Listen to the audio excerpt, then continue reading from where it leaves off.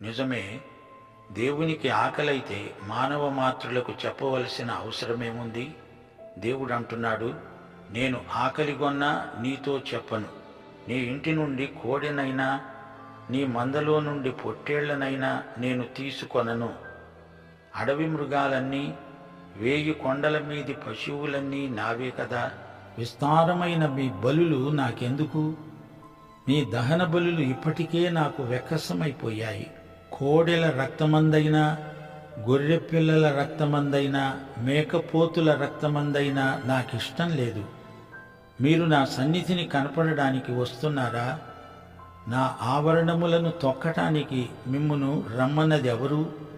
మీ నైవేద్యం వ్యర్థం, మీ ధూపార్పణం నాకు అసహ్యం. ఇక దాన్ని తేవద్దు. అవి నాకు హేయం, అవి నాకు బాధకరం. మీరు మీ చేతులు చాచినప్పుడు